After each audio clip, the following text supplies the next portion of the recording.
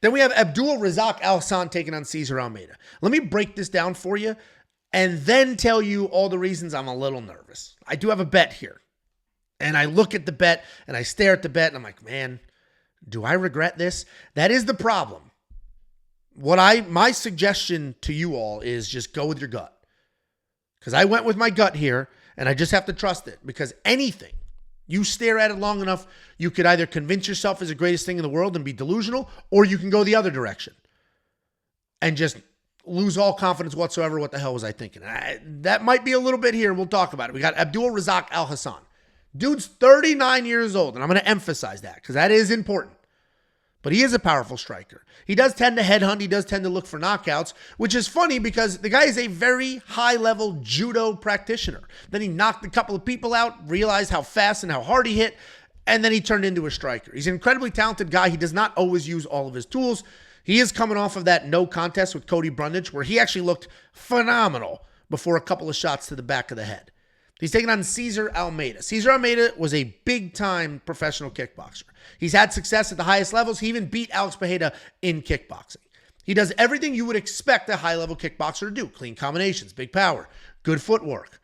He's dangerous every second that a fight remains on his feet. His takedown defense in the middle of the cage doesn't exist. That is a problem. But against the cage, it does exist.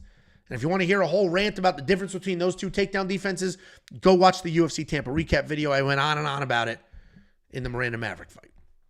Cesar Almeida is coming off that win over Ihor Peteria, where he was measured, he was controlled, even though he was blasted in the eyes 4 times and cracked in the nuts.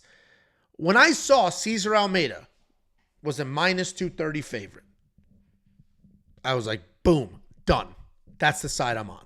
He's fighting a 39-year-old man. And I understand he's 36, but he's fighting a 39-year-old man.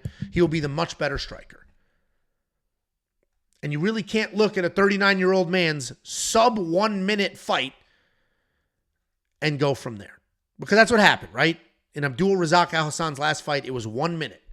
And he looked amazing, or less than a minute, it was 37 seconds. He looked amazing in that fight, but it was 37 seconds. I have no idea what would have happened if that fight continued. Meaning, I mean, it looked like he was going to beat Cody Brundage, but you get my point. Was he going to slow down? Were we going to start to see the age?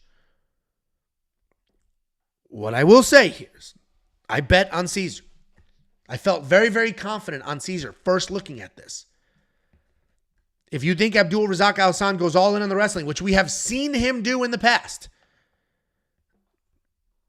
then you should go that side, and he's a great underdog. Because Roman Kopylov took down Cesar Almeida a few times.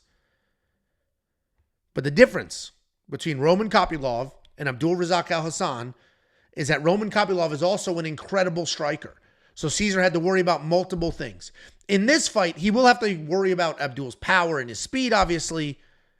But I think Cesar will play the better footwork game. I think he'll be the better striker. And you can't always trust Abdul to go in there and wrestle. There's been plenty of fights where he should have and didn't.